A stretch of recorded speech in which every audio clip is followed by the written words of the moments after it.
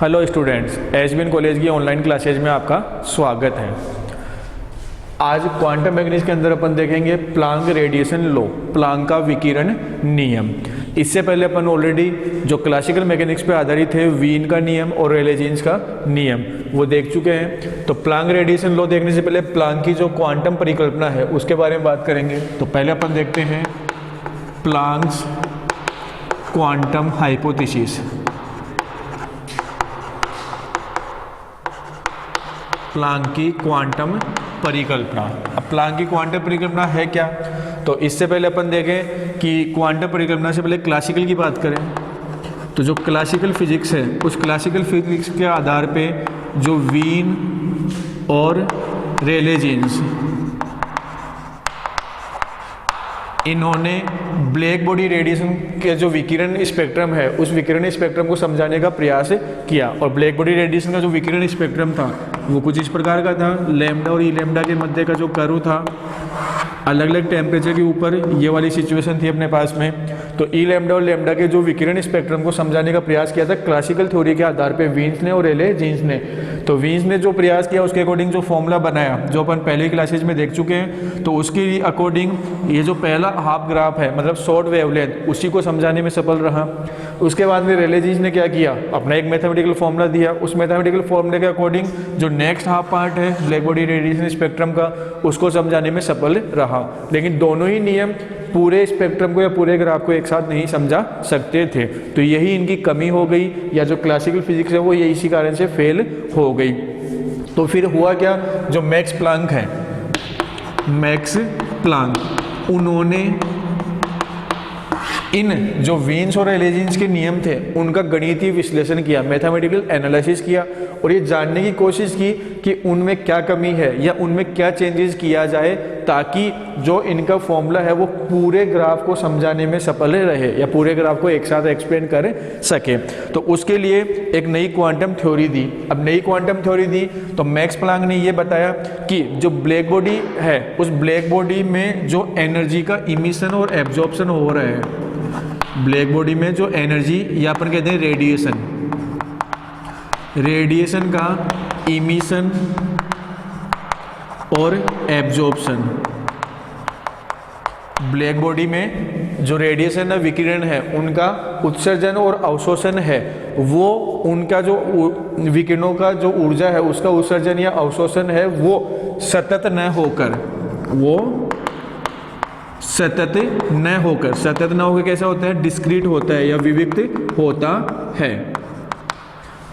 क्या बताया प्लांक ने कि दोलकों के द्वारा, मतलब जो ब्लैक बॉडी है ब्लैक बॉडी में दोलकों के द्वारा जो विकिरण ऊर्जा का उत्सर्जन या अवशोषण होता है वो ऊर्जा का उत्सर्जन या अवशोषण सतत रूप से न होकर विविक्त रूप में होता है। और विविक्त रूप में होता है इसका मतलब कैसा कि विविक्त रूप, तो उसने बताया कि जो ऊर्जा का आदान प्रदान हो रहा है, अवशोषण या उत्सर्जन हो रहा है, वो ऊर्जा के एक न्यूनतम मान जिसको अपन E0 के द्वारा डिनोट कर सकते हैं, तो ऊर्जा के एक न्यूनतम मान के गुणज के रूप में होता है। और ऊर्जा का जो न्यूनतम मान है जिसकी वैल्यू उसने बताई ऊर्जा के न्यूनतम मान की वैल्यू बताई h न्यू, तो ऊर्जा के इस न्यूनतम मान के पूर्ण गुणज के रूप में ऊर्जा का आदान प्रदान होता है। और ऊर्जा के जो न्यूनतम मान है वो कहलाता है क्वांटा, तो इसको नाम देते हैं ऊर्जा का क्वांटा। और ऊर्जा का जो यही क्वांटा है वही कहलाता है अपना फोटोन। तो यहीं से फोटोन की अवधारणा प्राप्त हुई कि फोटोन ऊर्जा का एक छोटा सा पैकेट जिसका आदान प्रदान होता है या उसके गुणज के रूप में ऊर्जा का आदान प्रदान होता है। तो इसके गुणज के रूप में लिखें तो जो एनर्जी है वो एनर्जी का आदान प्रदान हो रहा है वो NH न्यू इस फॉर्म में होगा। n इंटीजर नंबर है, n equal to 1 2 3 dot dot कोई भी इंटीजर नंबर। तो प्लांक के अकॉर्डिंग ऊर्जा का जो भी आदान प्रदान होगा वो सतत फॉर्म में न होकर डिस्क्रीट फॉर्म में होता है। मतलब ऊर्जा छोटे छोटे पैकेट, उन पैकेट को अपन क्वांटा कहते हैं, तो पैकेट के रूप में ट्रांसफर होगी। और जो मिनिमम क्वांटा है या मिनिमम जो पैकेट है वो h न्यू की फॉर्म में होगा।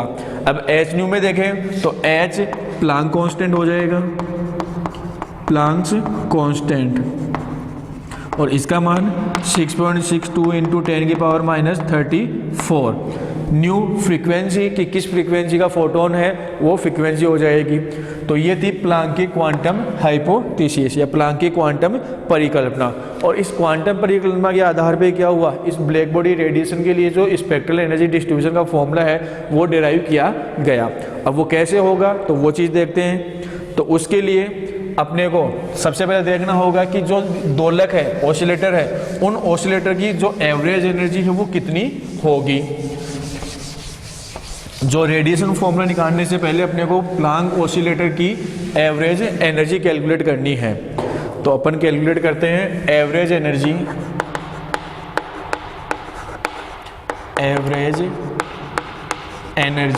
Of Planck oscillator. प्लांक दोलकों की औसत ऊर्जा, एवरेज एनर्जी कैलकुलेट करते हैं कि एवरेज एनर्जी कितनी है। और अगर एवरेज एनर्जी पता चल जाए, उनको नंबर ऑफ पार्टिकल या नंबर ऑफ फोटोन से मल्टीप्लाई कर दे तो वो अपने पास में टोटल एनर्जी प्राप्त हो जाएगी। तो प्लांक ने क्या किया, एवरेज एनर्जी कैलकुलेट करने के लिए जो थर्मोडायनेमिक्स में मैक्सवेल बोल्ट्जमान स्टैटिक्स उसका प्रयोग किया। प्लांक ने मैक्सवेल बोल्ट्जमान स्टैटिक्स का प्रयोग करते हुए जो ऑसिलेटर है उन ऑसिलेटर की एवरेज एनर्जी कैलकुलेट की। और एवरेज एनर्जी कैलकुलेट की तो मैक्सवेल बोल्ट्जमान स्टैटिक्स उनके अकॉर्डिंग ई एनर्जी, मैक्सवेल बोल्ट्जमान स्टैटिक्स के अकॉर्डिंग ई एनर्जी वाले पार्टिकल की संख्या किसी भी स्टेट में, तो अगर एन वी स्टेट मान लूँ तो पार्टिकल की संख्या रिप्रेजेंट की जाती है N N equal to A E की पावर माइनस ई अपॉन के टी। इस फॉर्म में रिप्रेजेंट की जाती है मैक्सवेल बोल्ट्जमान स्टैटिक्स के अकॉर्डिंग कि किसी एन वी स्टेट में पार्टिकल की संख्या ए ई की पावर माइनस ई एन कह सकते हैं कि एन वी स्टेट की energy E N upon K T, के बोल्ट्जमान कांस्टेंट होता है ई एन उस स्टेट की एनर्जी। तो यहाँ पे इसी चीज़ का यूज अपन करेंगे प्लांक ऑसिलेटर के लिए कि प्लांक ऑसिलेटर की एवरेज एनर्जी क्या होगी। तो प्लांक ऑसिलेटर की एवरेज एनर्जी कैलकुलेट करनी है अपने को। तो उसके लिए प्लांक ने क्या माना कि प्लांक ने कहा कि किसी नियत ताप टी पर टेम्परेचर टी, क्योंकि ब्लैक बॉडी की बात कर रहे हैं, ब्लैक बॉडी में टेम्परेचर अपन ने कांस्टेंट माना था, तो नियत ताप टी पर विविक्त ऊर्जा मान एन एच न्यू, ऊर्जा मान है एन एच न्यू के जो दोलक है उन दोलकों की जो संख्या, क्या माना प्लांक ने कि नियत ताप टी पर विविक्त ऊर्जा मान या discrete energy value N H nu के दोलकों की संख्या। तो के दोलकों की संख्या एम बी स्टैटिक्स के अकॉर्डिंग इस फॉर्म में लिख सकते हैं। तो दोलकों की संख्या रिप्रेजेंट करेंगे N N equal to A E की power minus N H nu upon K T. Energy E N, तो ई एन की वैल्यू हो गई एन एच न्यू। तो एन एच न्यू ऊर्जा वाले दोलकों की संख्या N N equal to A E की power minus N H nu upon K T. A कोई कांस्टेंट वैल्यू जिसको अपन नॉर्मलाइजेशन कांस्टेंट कह देते हैं। इक्वेशन नंबर 1 दे सकते हैं कि ऐसे दोलक जिनकी एनर्जी कितनी है एन एच न्यू, तो उन एन एच न्यू ऊर्जा वाले दोलकों की संख्या इक्वेशन 1 के द्वारा रिप्रेजेंट की जाएगी। तो और के ऑलरेडी बता चुका हूं मैं, बोल्ट्जमान कांस्टेंट, बोल्ट्जमान कांस्टेंट। अब अपन ये देखना चाहें कि ऐसे दोलक जिनकी एनर्जी कितनी है, जिनकी एनर्जी एन एच न्यू है, उन दोलकों की कुल ऊर्जा कितनी होगी। तो total energy of N H nu energy oscillator, मतलब ऐसे दोलक जिनकी ऊर्जा कितनी है एन एच न्यू, तो एन एच न्यू ऊर्जा वाले दोलकों की कुल ऊर्जा, तो कुल ऊर्जा को मैं लिख दूं ई एन के द्वारा, वो कितनी होगी। तो कुल ऊर्जा, एक दोलक की ऊर्जा कितनी है एन एच न्यू, दोलकों की संख्या कितनी है एन एन, तो एन एच न्यू ऊर्जा को अगर मैं एन एन से मल्टीप्लाई करवा देता हूं तो वो क्या होगी एन एच न्यू ऊर्जा वाले दोलकों की कुल ऊर्जा। तो E N equal to N H nu N N. तो ये हो गई ऐसे दोलक जिनकी एनर्जी कितनी है एन एच न्यू, उनकी कुल ऊर्जा क्या होगी ई एन। तो E N equal to N H nu E N N. अब जरूरी थोड़ी है कि कृष्ण का मैं एन एच न्यू वाले दोलक ही हो, बहुत सारे दोलक हैं, तो बहुत सारे दोलक है तो उन सभी दोलकों की टोटल एनर्जी, तो टोटल एनर्जी मतलब कुल मिला के overall total energy of Planck oscillator total energy of Planck oscillator. तो total energy of Planck oscillator क्या होगी?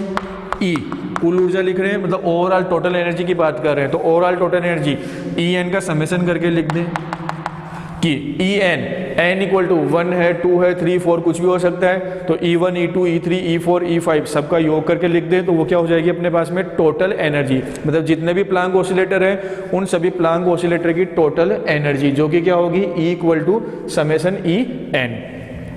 और नंबर ऑफ पार्टिकल्स हो ही चुके हैं अपने पास में n। अब ये nn जो है वो नंबर ऑफ पार्टिकल कौन से हैं? nth लेवल के हैं। टोटल नंबर ऑफ पार्टिकल की बात करें तो total number of particle, total number of particle in black body, total number of particle in black body, जिसको अपन रिप्रेजेंट कर सकते हैं n के द्वारा, कैपिटल N, जो कि होगा समेसन n n। तो total number of particle n equal to क्या हो गया? समेसन n n, मतलब n1 plus n2 plus n3, पहली स्टेट में नंबर ऑफ पार्टिकल प्लस दूसरी स्टेट में नंबर ऑफ पार्टिकल प्लस तीसरी स्टेट में नंबर ऑफ पार्टिकल, तो टोटल जितने भी नंबर ऑफ पार्टिकल है उन सब का जो योग होगा तो उसको अपन ने समेसन के द्वारा रिप्रेजेंट कर दिया है। तो ये हो गया अपने पास में टोटल नंबर ऑफ पार्टिकल और टोटल एनर्जी। अब बात करनी है अपने को एवरेज एनर्जी। तो एवरेज एनर्जी क्या होगी? एवरेज एनर्जी, तो एवरेज का मतलब क्या होता है? एनर्जी का टोटल योग सम होगा और अपॉन नंबर ऑफ पार्टिकल। तो total energy upon total number of particle, total energy upon total number of particle. तो टोटल नंबर ऑफ पार्टिकल ये रहे अपने पास में, टोटल एनर्जी ये वाली रही। तो एवरेज एनर्जी तो अपन रिप्रेजेंट कर सकते हैं average of E equal to total energy summation E N, total number of particle, तो टोटल नंबर ऑफ पार्टिकल होंगे समेसन एन एन। इनकी वैल्यू अपने पास में है समेसन ई एन, तो ई एन की वैल्यू ये वाली रही अपने पास में, और समेसन एन एन, तो समेसन एन एन का मतलब टोटल नंबर ऑफ पार्टिकल ये। तो इन इक्वेशन का यूज करें अपन, इक्वेशन 2 कह देता हूँ इसको, तो ये वाली चीज़ें हो गई। तो इक्वेशन 1 और 2 का यहाँ यूज कर लेते हैं, क्या होगा?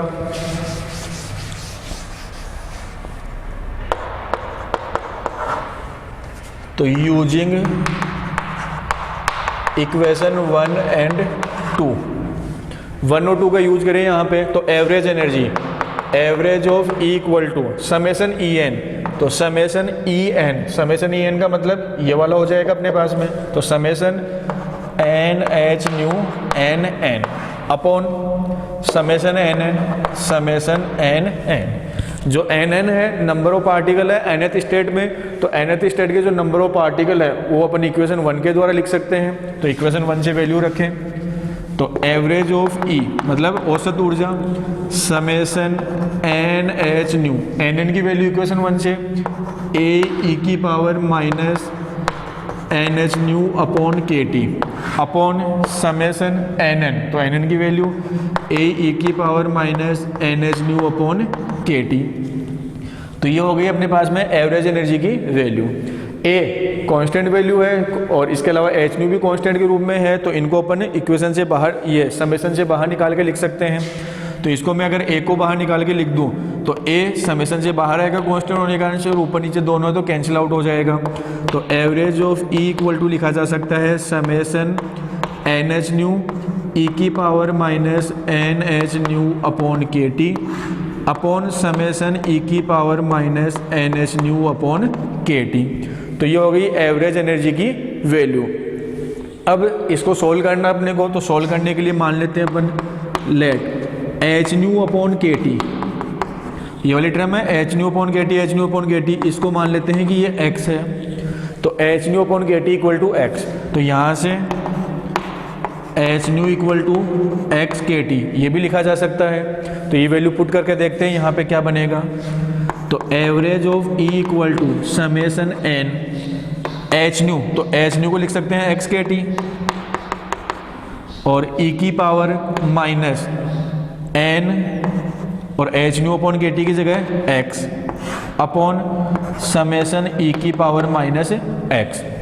तो केवल जो अपन ने कंसिडर किया है, माना है H nu upon K T equal to X, तो ये वैल्यू यहाँ पुट कर दी है। तो ये वैल्यू अगर यहाँ पुट कर देते हैं तो इक्वेशन ये बन चुकी है। तो इसको रीअरेंज कर लेते हैं इक्वेशन को वापस से। तो इक्वेशन को रीअरेंज करेंगे तो average of E equal to K T constant के रूप में लिख सकते हैं। तो K T summation N X E की power minus N X upon summation E की पावर माइनस एक्स, ये वाली वैल्यू लिख दी है। अब इसी को वापस से रीअरेंज करें तो इसको डेरिवेटिव फॉर्म में लिखना चाहता हूँ मैं कि डेरिवेटिव फॉर्म में क्या बनेगा। तो इसको डेरिवेटिव फॉर्म में अपन लिख सकते हैं average of E equal to, इसको डेरिवेटिव फॉर्म में लिख रहा हूँ तो माइनस का X K T D upon D X summation E की पावर माइनस एन एक्स और बटे में समेसन ई की पावर माइनस एक्स, ई की पावर माइनस एन एक्स, यहाँ भी एन है, ये ई की पावर माइनस एन एक्स बनेगा और यहाँ भी ई की पावर माइनस एन एक्स। क्या किया है मैंने, जो ये वाली इक्वेशन थी इसको रीअरेंज किया है और ई की पावर वाली जो समेशन में टर्म थी उसको डेरिवेटिव की फॉर्म में लिखा है। तो माइनस का एक्स के टी, अब लिखा है सही लिखा है या नहीं लिखा वो वेरीफाई कर लेते हैं। अगर इसको मैं वापस ही रीअरेंज करूँ, देखो इसको ओपन करके देखते हैं, ये वाली टर्म बनेगी minus X K T, derivative ले रहे हैं किसका, समेशन ई की पावर माइनस एन एक्स का। तो ई की पावर माइनस एन एक्स का डेरिवेटिव लेंगे तो माइनस का एन समेशन ई की पावर माइनस एन एक्स और अपॉन समेशन ई की पावर माइनस एन एक्स। तो बात वही आ चुकी, एन समेशन के अंदर होगा क्योंकि समेशन अप्लाई होगा, माइनस माइनस प्लस हो जाएगा। तो x K T N summation E की power minus N X upon summation E की पावर माइनस एन एक्स, मतलब सेम वही ऊपर वाली टर्म ही बनेगी।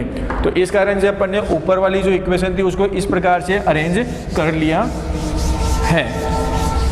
तो average of E equal to हो गया माइनस का X K T D by D X summation E की power minus N X upon summation E की पावर माइनस एन एक्स। तो ये इक्वेशन बन चुकी है।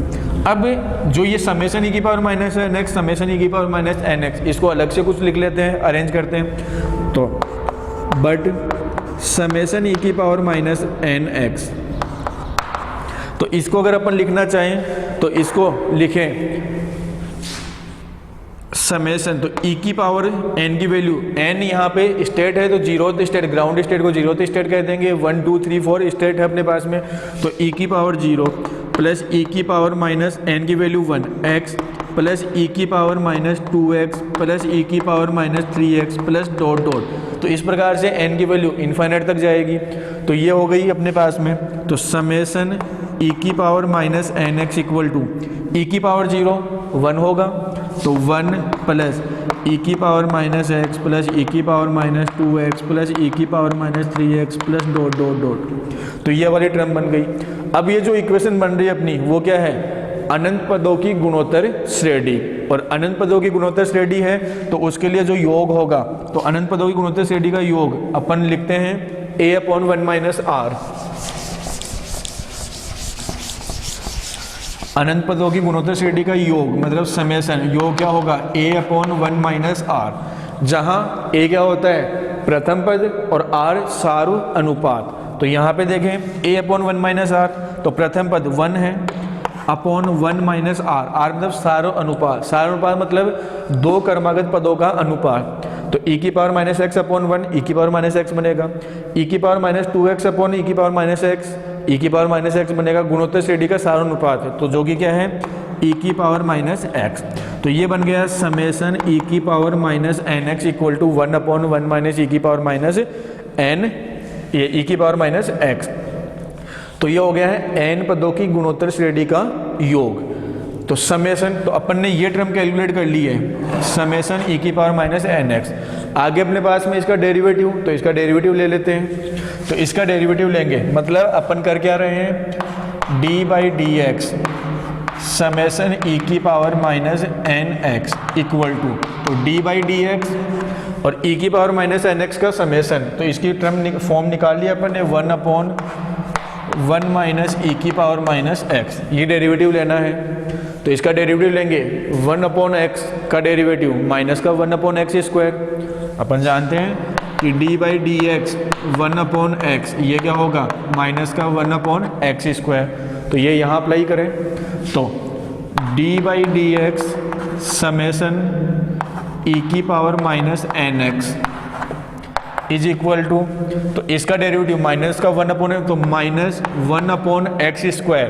तो 1/x स्क्वायर का मतलब 1 माइनस e की पावर माइनस x का होल स्क्वायर इंटू ये तो इसका हो गया। अब 1 माइनस e की पावर माइनस x का करेंगे डेरिवेटिव तो 1 का डेरिवेटिव तो 0 माइनस e की पावर माइनस e का x का तो माइनस तो ये e की पावर माइनस x का डेरिवेटिव माइनस का e की पावर माइनस x माइनस का e की पावर माइनस x।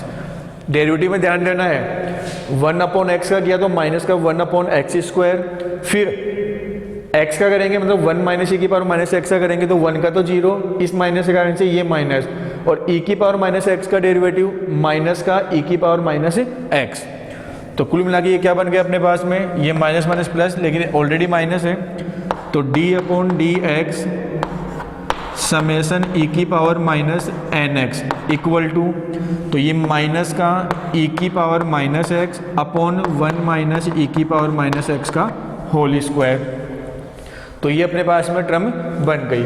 तो ये देखो डेरिवेटिव है ये वाला, तो इस डेरिवेटिव की वैल्यू ये अपन ने कैलकुलेट कर ली है और इसके अलावा समेसन e की पावर माइनस nx की वैल्यू ये है। तो इनको अपन चाहें तो इक्वेशन नंबर दे सकते हैं, इक्वेशन थर्ड, इक्वेशन फोर्थ और इक्वेशन फिफ्थ। तो क्या करें 4 और 5 का यूज इक्वेशन थर्ड में कर दें, using equation 4 and 5 in equation third. तो ये वैल्यू पुट करके देखते हैं क्या कंडीशन आती है। तो 4 और 5 समेसन e की पावर माइनस nx और उसके डेरिवेटिव की वैल्यू यहाँ पे पुट करें तो इक्वेशन बनेगी average of e equal to minus X K T, तो माइनस का X K T into derivative वाली टर्म मतलब इक्वेशन नंबर 5 से वैल्यू रखें तो ये बनेगा तो माइनस e की power minus X upon 1 minus e की पावर माइनस एक्स का होल स्क्वायर। फिर बटे में है समेसन e की पावर माइनस nx और बटे में समेसन e की पावर माइनस nx की वैल्यू इक्वेशन नंबर 4, तो बटा तो 1/1 माइनस e की पावर माइनस x। तो एवरेज ऑफ e की वैल्यू ये वाली हो चुकी है अपने पास में। तो इसको रीअरेंज कर लेते हैं इक्वेशंस को। तो इसको रीअरेंज करेंगे तो क्या बन रहा है अपने पास में, average of e equal to minus minus plus हो जाएगा तो x के टी ई की पावर माइनस एक्स बटा 1 माइनस ई की पावर माइनस एक्स का होल स्क्वायर इंटू बटे के अंदर है तो ये ऊपर जाके रिवर्स हो जाएगा तो ये बन जाएगा 1 माइनस ई की पावर माइनस एक्स। तो अपन देखें पावर 2 है पावर 1 है कैंसिल आउट हो जाएगा तो average of e equal to X K T E की power minus X upon 1 minus E की पावर माइनस एक्स। तो ये अपने पास में इक्वेशन बन गई। चाहे तो आगे अपन इसको और अरेंज कर सकते हैं, मैं या तो क्या होगी ऊपर और नीचे ई की पावर माइनस एक्स का डिवाइड कर दूं या इस ई की पावर माइनस एक्स को नीचे ले आऊं, दोनों एक ही बात है। Average of E equal to X K T, इसको नीचे ले आता हूँ तो बटे में 1 माइनस ई की पावर माइनस एक्स तो है ही, इसको नीचे लाऊंगा मतलब बटे में मेरे को लिखना पड़ेगा 1 अपॉन ई की पावर माइनस एक्स। या तो ये कह दे या कह दे कि जो अंश और हर है दोनों के अंदर क्या किया ई की पावर माइनस एक्स का भाग दे दिया। तो इस इक्वेशन को अरेंज करूँ तो ये क्या बनेगी, average of E equal to X K T upon 1 upon E की पावर माइनस एक्स मतलब ई की पावर एक्स, ई की power minus X upon E की पावर माइनस एक्स मतलब 1। तो एवरेज ऑफ ई मतलब जो प्लांक ऑसिलेटर है उन प्लांक ऑसिलेटर की जो एवरेज एनर्जी है वो इस वाली इक्वेशन के रिप्रेजेंट कर सकते हैं। लेकिन यहाँ पे x, तो x अपन ने माना था कुछ और माना क्या था, x equal to H nu upon K T, ये अपन ने माना था बीच में। तो x इक्वल टू जो H nu upon K T माना था तो x की वैल्यू वापस से रख देते हैं। तो अगर x की वैल्यू वापस से रखेंगे तो देखते हैं देखिए क्या इक्वेशन बनती है। तो जो प्लांक ऑसिलेटर की एवरेज एनर्जी है वो बनेगी average of E equal to X. तो एक्स की जगह क्या रखना है, H nu upon K T, H nu upon K T into K T, already K T है यहाँ पे, अपॉन ई की पावर एक्स। तो एक्स का मतलब H nu upon K T और माइनस 1, तो ये के टी कैंसिल आउट हो जाएगा। तो फाइनली जो इक्वेशन बन रही है average of E equal to H nu upon E की power H nu upon K T minus 1। तो ये हो गई प्लांक ऑसिलेटर की एवरेज एनर्जी। आगे इक्वेशन नंबर 6 कह सकते हैं। तो जो प्लांक दोलक है उन प्लांक दोलकों की जो ऊर्जा का औसत ऊर्जा का मान है वो हो गया average of E equal to H nu upon E की power H nu upon K T minus 1। अगर इसी को लेमडा की फॉर्म में लिखना चाहें तो अपन ऑलरेडी जानते हैं कि nu equal to C upon lambda, तो जहाँ भी न्यू उसकी जगह सी अपॉन लेमडा पुट कर सकते हैं। तो average of E equal to H C upon lambda upon E की power H C upon lambda K T और ये माइनस 1। तो ये वाली कंडीशन हो गई अपने पास में एवरेज ऑफ ई के लिए। अब यहाँ पे एक ध्यान रखना है कि एक स्पेशल कंडीशन देखें। अगर मैं ये कहूँ कि h टेंस टू 0 है मेरे पास में, कि जो प्लांक कांस्टेंट है वो प्लांक कांस्टेंट अगर 0 हो तो क्या सिचुएशन बनेगी।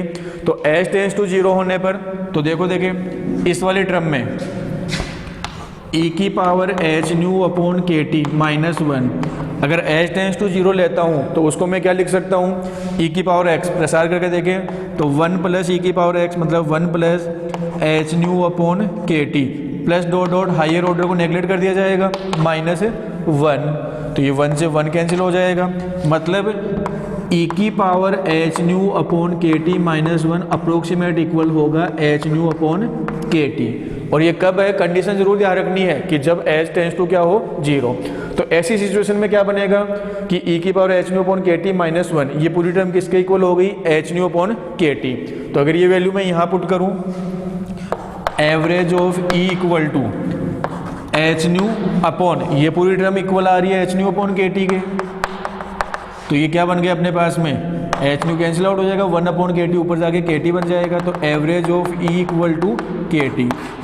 तो एवरेज ऑफ ई की वैल्यू क्या हो जाएगी, एवरेज वैल्यू के टी, कब, जब एच टेंस टू 0। और ये एनर्जी की वैल्यू कब आती है, एवरेज एनर्जी की वैल्यू क्लासिकल फिजिक्स के अकॉर्डिंग या क्लासिकल मैकेनिक्स के अकॉर्डिंग। तो यहाँ पे अपन कह सकते हैं कि अगर प्लांक कांस्टेंट की वैल्यू 0 हो जाती है या टेंस टू 0 हो जाती है तो उस स्थिति में जो क्वांटम मैकेनिक्स है वो क्लासिकल मैकेनिक्स की में चेंजेस हो जाती है। तो इनका ये लिमिट पॉइंट भी कह सकते हैं कि जो प्लांक कांस्टेंट है वो क्लासिकल और क्वांटम में आपस में रिलेशन को शो करता है। तो ये हो गया। अब एवरेज एनर्जी कैलकुलेट कर ली अपन ने, अपने को रेडिएशन फॉर्मूला कैलकुलेट करना है। तो रेडिएशन फॉर्मूला के लिए प्लांक रेडिएशन फॉर्मूला,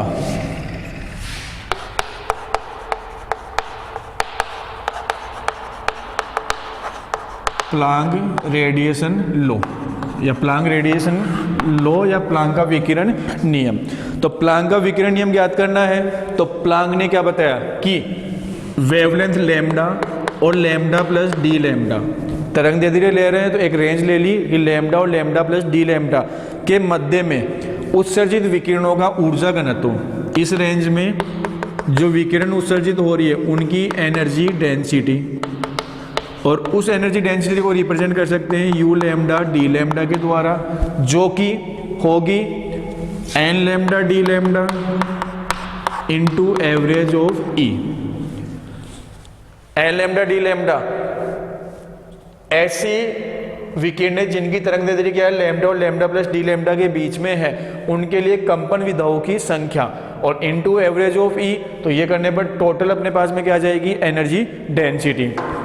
अब जो एन लैम्डा डी लैम्डा है वो कंपन विधाओं की संख्या है, दोलकों के कंपन विधाओं की संख्या लैम्डा और lambda plus D lambda range में, जो कि अपन ऑलरेडी पिछली क्लासों में ज्ञात कर चुके हैं। तो वो जो रेले जीन्स का नियम कैलकुलेट किया था उसके अंदर कैलकुलेट किया था, तो उसके अकॉर्डिंग जो एन लैम्डा डी लैम्डा था वो क्या था, N lambda D lambda equal to था 8 पाई अपॉन लैम्डा की पावर 4 डी लैम्डा की कंपन विधाओं की संख्या, number of mode of vibration. तो number of mode of vibration की वैल्यू ये है, तो ये वैल्यू अगर यहाँ पुट कर दें और average of E equation number 6 से है, तो इसको आगे इक्वेशन 7 दे देते हैं। तो यूजिंग इक्वेशन 6 एंड 7, तो ये वैल्यू यहाँ पुट करके देखें तो क्या कंडीशन बनेगी, N lambda D lambda equal to 8 pi upon lambda की पावर 4 डी लैम्डा, ये तो ये वैल्यू होगी, इनटू एवरेज ऑफ ई। तो एवरेज ऑफ ई इक्वेशन 6 में एच न्यू लैम्डा वाली फॉर्म में लिखे, तो लैम्डा वाली फॉर्म में लिखेंगे तो ये वाली H C upon lambda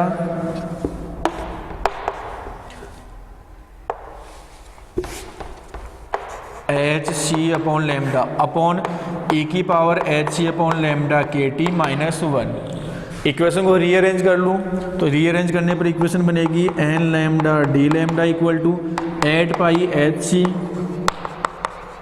lambda की पावर 4 नीचे है, ये भी बटे के अंदर है लैम्डा, तो लैम्डा की power 5 into D lambda upon E की power H C upon lambda K T minus 1। तो यही है प्लांक का रेडिएशन लॉ, और वो भी किस में, लैम्डा की फॉर्म में। तो लैम्डा की फॉर्म में प्लांक का रेडिएशन लॉ एन ये U lambda D lambda, energy density है U lambda D lambda equal to 8 pi H C upon lambda की power 5 D lambda upon E की power H C upon lambda K T minus 1। अगर इसी को frequency की form में लिखना चाहें तो फ्रीक्वेंसी की फॉर्म में एन न्यू डी न्यू जो भी अपन ऑलरेडी कैलकुलेट कर चुके हैं, या जो रिलेशन है nu equal to C upon lambda, उस रिलेशन का यूज करते हुए अपन यहाँ पे वैल्यू रख सकते हैं। तो जो रेले जीन्स का नियम था उसमें अपन ने फ्रीक्वेंसी न्यू और nu plus D nu, nu और न्यू प्लस डी न्यू, इस रेंज में number of mode of vibration calculate किए थे, और जो number of mode of vibration थे एन न्यू डी न्यू, तो उसकी वैल्यू थी 8 pi H 8 pi nu square upon C cube D nu, जो एन न्यू डी न्यू मतलब फ्रीक्वेंसी रेंज न्यू और न्यू प्लस डी न्यू के बीच में कंपन विधाओं की संख्या। तो यहाँ पे यू न्यू डी न्यू मतलब जो प्लांक ऑसिलेटर की टोटल एनर्जी डेंसिटी वो हो जाएगी N nu D nu into average of E. तो वैल्यू पुट कर दें तो N nu D nu 8 pi nu square upon C cube D nu, और एवरेज ऑफ ई, तो average of E equation number जो 6 थी, तो 6 से अगर वैल्यू रखें तो वो था एच न्यू अपॉन ई की power H nu upon K T minus 1। तो इस इक्वेशन को अगर रीअरेंज कर ले अपन वापस से, तो रीअरेंज करने पर क्या बनेगा, energy density in terms of nu frequency के टर्म में, तो at nu U nu D nu बराबर 8 pi H nu square into nu nu cube upon C cube into D nu upon E की power H nu upon K T minus 1। तो ये था अपना Planck का radiation law, जो lambda की term में ये वाली इक्वेशन और फ्रीक्वेंसी के टर्म में ये वाली इक्वेशन। आज के लिए इतना ही, धन्यवाद।